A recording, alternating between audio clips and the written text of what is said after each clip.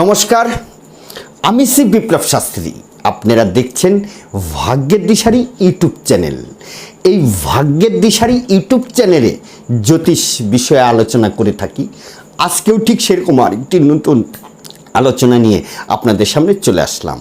আলোচনাটি খুবই গুরুত্বপূর্ণ হতে যাচ্ছে, তাই ভিডিওটি স্লিপ করে না দেখে সম্পূর্ণরূপে দেখেন, ভালো লাগবে, অনেক কিছু বুঝতে পারবেন এবং আপনার কাজে আসবে। আলোচনার বিষয়বস্তু থাম্বনেল দেখেই বুঝে গেছেন। রবি দ্বারা আক্রান্ত ব্যক্তি যারা আছে তারা কেমন মানুষ হয়, তাদের সঙ্গে কি ঘটনাগুলো ঘটে সেটা বলবো। এবং যারা রবি দ্বারা আক্রান্ত হয়েছেন, রবির থেকে অশুভ ফল পাচ্ছেন, আপনার জন্ম ছকে রবি দোষযুক্ত, তার জন্য অশুভ ফল পাচ্ছেন, তাহলে এর প্রতিকার কি আছে, স্থায়ী প্রতিকার, সেটা বলবো। তাই ভিডিওটি স্লিপ করে না দেখে সম্পূর্ণরূপে দেখেন, কাজে আসবে। যাই হোক, নতুন দর্শক বন্ধুদের বলবো, যারা এখনো আমার এই চ্যানেলটি ভাগ্যের দিশারি চ্যানেলটিকে সাবস্ক্রাইব করেননি, অনুরোধ করি চ্যানেলটিকে একটু সাবস্ক্রাইব করুন। এই কাজটি করলে কি হয়, আমার মনের উৎসাহটা বেড়ে যায় পরবর্তী আরেকটা নতুন ভিডিও বানানোর, তাই তো বারবার অনুরোধ করে থাকি। যাই হোক, কথায় কথা বাড়বে, চলে আসি মূল আলোচনাতেই। রবি দ্বারা আক্রান্ত ব্যক্তির মানুষ কি ধরনের দুঃখ পায়, কোন কোন সমস্যার মধ্যে পড়ে, তাদের ব্যক্তিত্ব কেমন হয় সেটাকে বলি। রবি, সেটাও কিন্তু জ্যোতিষশাস্ত্রে নৈসর্গিক পাপ গ্রহ হিসাবেই ধরা হয়। আবার এই রবি থেকেই কিন্তু সমস্ত গ্রহের উৎস। তাই শাস্ত্রে এবং জ্যোতিষশাস্ত্রে ধরা হয়েছে রবি হচ্ছে আত্মার কারক। যা আমাদের ভিতরে যে পরম বায়ু, একটা আত্মা রয়ে গেছে, তার কারক গ্রহ কিন্তু এই রবি। রবি জ্ঞানের, আলোর এবং জীবনী শক্তির কারক কিন্তু এই রবি। রবি দ্বারা যদি কেউ আক্রান্ত হয়, সেই আত্মাটা কুপিত হয়ে যায়, সেই আত্মা দোষযুক্ত হয়ে যায়। সেখানে ধর্ম শাস্ত্র কিছুতেই সে গ্রহণ করতে চায় না। ধর্ম শাস্ত্রকে সে অ্যাভয়েড করে চলে। তার আত্মাটাই যে কুপিত এবং পীড়িত, সেই পরম আত্মা সে যদি দোষযুক্ত হয়ে যায়, তাহলে কি শাস্ত্র কথা আমার ভালো লাগবে? লাগবে না। আত্মজ্ঞান শূন্য হয়ে পড়বে ওই ব্যক্তি, মিথ্যা অহংকারে জড়িয়ে পড়বে, মিথ্যা অহংকার দেখাবে জীবনে। বারবার সে জীবনে প্রতিষ্ঠা পেতে চাবে, মুখ থুবড়ে পড়বে। তার মহত্ব যশ দিনে দিনে নষ্ট হতে থাকবে। তার ভিতরে যে তেজ তৈরি হবে, উত্তেজিত হবে, সেটা কিন্তু অকারণ। হঠকারী সিদ্ধান্ত, মাথা গরম করে ফেলার প্রবণতা তার মধ্যে তৈরি হবে। আত্মবিশ্বাসের অভাব তার মধ্যে কিন্তু থাকবে। তার মধ্যে আত্মবিশ্বাসটাই সে নিজেকে ধরে রাখতে পারবে না। এবং সম্মানহানি, অকারণে তাকে সম্মানহানি, অপমানিত হতে হয়। সমাজের, কিংবা আপনি হয়তো সমাজের জন্য কিছু ভালো করতে চাচ্ছেন, কিন্তু সেখান থেকে আপনাকে অপমানিত হচ্ছে। আপনি একজন সবার সেবামূলক কাজের সঙ্গে যুক্ত, সেখানে অপমানিত হচ্ছেন। আপনি ক্লাব সেক্রেটারি, আপনাকে বানানো হয়েছে, আপনি ভুলভাল ডিসিশন নিচ্ছেন, সেখান থেকে অপমানিত হচ্ছেন। আপনি একজন রাজনৈতিক ব্যক্তি, আপনি রাজনীতির সঙ্গে যুক্ত, কিন্তু সেখান থেকেও আপনি অপমানিত হচ্ছেন এবং সম্মানহানি ঘটছে, এবং আপনি কিছুতেই সেই সম্মান, প্রাপ্ত সম্মান কিছুতেই পাচ্ছেন না। আপনার ভিতরে যে কোয়ালিটি, সেই কোয়ালিটি দিন দিন নষ্ট হতে থাকবে, এবং কি আপনার ভিতরে শারীরিক দুর্বলতা, শরীরের দুর্বলতা আস্তে আস্তে কাজ করবে। আপনি দুর্বল হয়ে পড়বেন, হতাশ হয়ে পড়বেন। কোনো কাজ করতে গেলেই আপনার মধ্যে আগে হতাশ, ডিপ্রেশন চলে আসবে। আপনার যে মাথা গরম করে ফেলবেন সেটাও কিন্তু অকারণ। আপনার ফ্যামিলিতে যারা থাকবে তাদের আপনি উগ্র মেজাজ দেখাবেন, সেখান থেকে আপনার সংসারের ভিতরে একটা বিশৃঙ্খলা তৈরি হবে। কিন্তু আপনি ভাবছেন আপনি সঠিক কথাই বলছেন না, আপনি সঠিক কথা বলছেন না। এই রবি হচ্ছে রাজা কারক গ্রহ, সম্রাট, তার কারক গ্রহ। আপনার ভিতরে নেতৃত্ব দেওয়ার ক্ষমতা আছে, কিন্তু সেই নেতৃত্ব দিতে গিয়ে আপনি পরিচালনায় ভুল করছেন। আপনি একজন রাজনৈতিক ব্যক্তি, আপনাকে কি বলবো, সেই পরিচালনা করার, নেতৃত্ব দেওয়ার ভারটা আপনাকে দেওয়া হয়েছে। কিন্তু এই রবি দৌর্যুক্ত থাকার জন্য আপনি কিছুতেই সেই নেতৃত্বকে আপনি সঠিকভাবে গাইড করতে পারছেন না, আপনি সঠিক জায়গায় পৌঁছাতে পারছেন না। সেখান থেকে পদে পদে বাধা এবং সমস্যা তৈরি হচ্ছে আপনার। আপনি ভোটে দাঁড়াবেন, সেখানে থেকে আপনি সিলেকশন হলেন না, যাও বা সিলেকশন হলেন কিন্তু আপনি পাশ করলেন না। কারণ পাশ করবে কারা? যাদের রবি ভালো অবস্থায় আছে, সে একজন সম্রাট বা সামাজিকতা কাজের সঙ্গে যুক্ত থাকবে, সমাজের সেবা করবে, তাহলে সে কি জনপ্রতিনিধি কখনোই হতে পারবে না। এটা তো রাজনীতির পাঠের কথা বললাম, অল্পতেই বুঝে গেছেন হয়তো। দুর্নীতি পরায়ণ আপনার মধ্যে কাজ করবে, নেশাগ্রস্ত হয়ে পড়বেন, মস্তিষ্ক সবসময় আপনার উগ্র থাকবে। আপনার তেজ, সূর্য যেহেতু তেজ, সূর্য থেকে আমরা যে আলোর তেজ, দীপ্তমান তেজ আমরা পাই, সেই তেজটা তো আপনার মধ্যে আছে, সেটা কিন্তু অন্য উপায়ে বিকৃতভাবে আপনি খাটানোর চেষ্টা করবেন যদি অশুভ থাকে।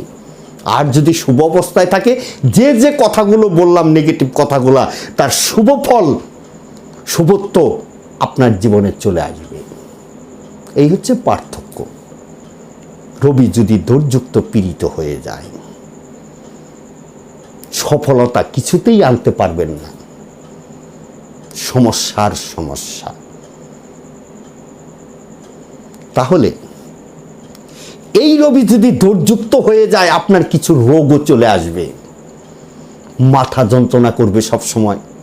কারো দেখবেন বলে মাঝে মধ্যে মাথা ব্যথা হয়, চোখের কোনো সমস্যায় চলে আসলো।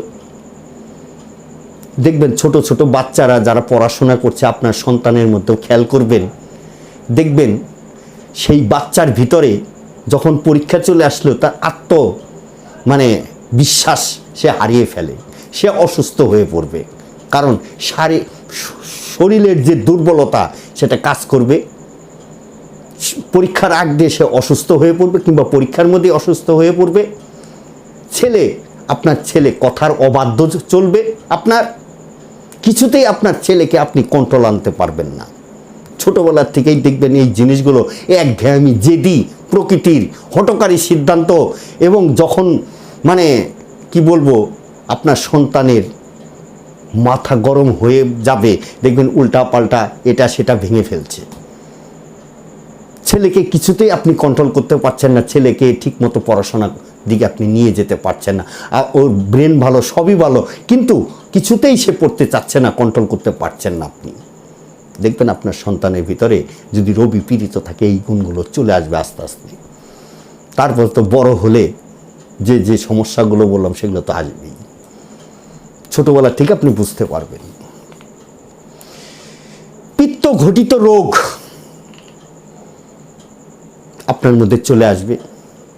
বায়ু রোগ, গ্যাস অম্বলে আপনি ভুগবেন। মস্তিষ্কের কোনো সমস্যা আপনার তৈরি করবে। গলার কোনো সমস্যা, মুখগহ্বরের যে মুখের ভিতরে কোনো রোগ সৃষ্টি করবে। দাঁতের সমস্যা সৃষ্টি করবে। মাঝে মধ্যেই আপনার জ্বর, সর্দি, কাশি লেগেই থাকবে। একটু ঠান্ডা লাগলো তো সর্দি কাশি শুরু হয়ে গেল। স্নায়ুর কোনো রোগ, এবং আমাদের যে রক্ত শরীরে শিরা উপশিরা দিয়ে প্রভাবিত হয়, সার্কুলার যে মানে রক্ত সবসময় সার্কুলার হচ্ছে আমাদের দেহের ভিতরে, সেইখানে কোনো সমস্যার সৃষ্টি করবে। হার্টের রোগ এনে দেবে। হার্টের রোগ অবশ্যই আনবে। হার্ট সমস্যা তাকে ভোগাবে, এবং তার মধ্যে উজ্জ্বলতা ভাব মুখমণ্ডলের দিন দিন নষ্ট হতে থাকবে। এই রোগগুলো কিন্তু চলে আসবে যদি রবি পীড়িত থাকে। এই যে বিষয় রোগগুলো বললাম, যে অশুভ বিষয়গুলো বললাম, যদি আপনার সঙ্গে ঘটে আমাকে ফোন করবেন যে গুরুজি আমার সঙ্গে এই ঘটনাগুলো ঘটছে, ছোটবেলার থেকেই দেখে আসছি, আমি কিছুতেই পেরে উঠছি না, আমি জীবনে কিছুতেই সফলতা আনতে পারছি না, আমার কেন এরকম হচ্ছে, ফোন করবেন। ফোন আমি রিসিভ করব, অবশ্যই আপনার কথা শুনব।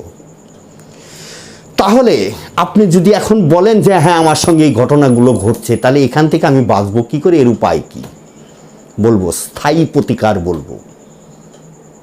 সেই স্থায়ী প্রতিকার সঠিকভাবে যদি করতে পারেন, দেখবেন যে অশুভ প্রভাবগুলো আপনার মধ্যে চলছে সেটা আবার কিভাবে শুভ প্রভাবে পরিণত হয়।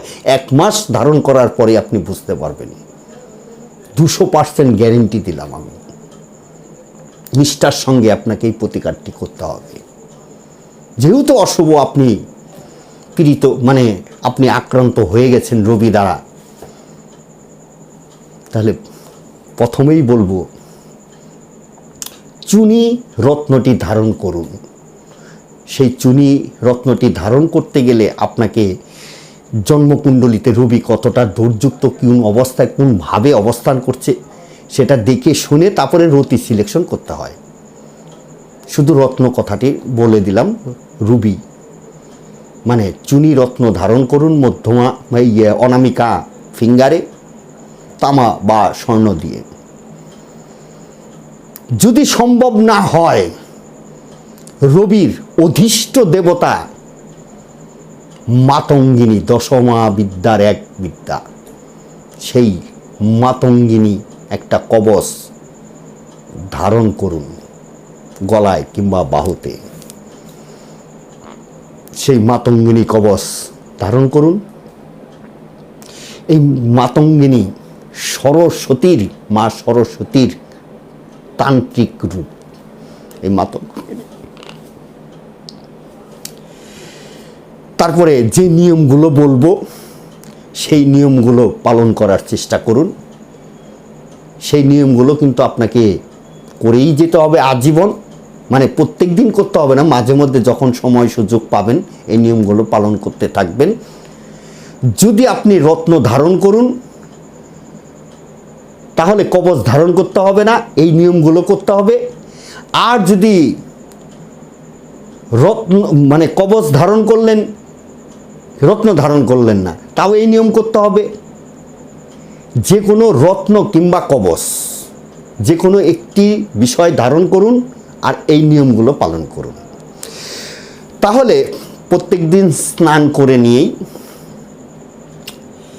একটা তামার পাত্রে লাল চন্দন মিশান, সঙ্গে একটা জবা ফুল, সেই সূর্যদেবের উদ্দেশ্যে ওং জবা কুসুম কাশ্যপিয়ম এই মন্ত্রটি পাঠ করে সূর্যকে জল অর্পণ করুন। এটা স্নান করার পরে করুন। এবং সূর্য উদয় যখন হবে, সেই সূর্য উদয়ের যে একটা মিষ্টি আলো, মানে সেই তাপটা বেশ আরামদায়ক, সেই সময় কিছুক্ষণ ওই সূর্যের আলোতে থাকার অভ্যাস তৈরি করুন। এবং রবিবার করে মাঝে মধ্যেই কোনো এই মাসে করলেন, আবার পরের মাসে করলেন, আবার সময় পেলেন না, করলেন না, এটা কিন্তু আপনাকে আজীবন করে যেতে হবে। প্রত্যেক মাসে কিংবা 2 মাস পর কি 3 মাস পর সময় সুযোগ বুঝে, আমরা যেহেতু কর্মব্যস্ত মানুষ, সব সময় তো হয়ে উঠবে না, যখন আপনার মন চাইবে তখন মাঝে মধ্যেই এই কাজটি করবেন। রবিবার দেখে গুড়, মানে একটা তামার পাত্রের মধ্যে গুড় নেবেন, আখের গুড়, গম, লাল চন্দন, এক টুকরো লাল চন্দন, একটি লাল বস্ত্র কিনলেন, আর কিছু আতপ চাল। তার মানে কী করবেন, একটি তামার পাত্র কিনলেন, সেই তামার পাত্রের ভিতরে আখের গুড় নিলেন, গম নিলেন, ছোট এক রক্তচন্দন টুকরা রাখলেন, লাল একটা বস্ত্র রাখলেন, কিছু আতপ চাল রাখলেন, রেখে যে কোনো জাগ্রত মন্দিরে মাঝে মধ্যে দান করে আসবেন। আর আপনার মনস্কামনা জানিয়ে আসবেন যে আপনার সঙ্গে কি ঘটছে, যে কোনো দেবতাকে জানিয়ে আসুন। এবং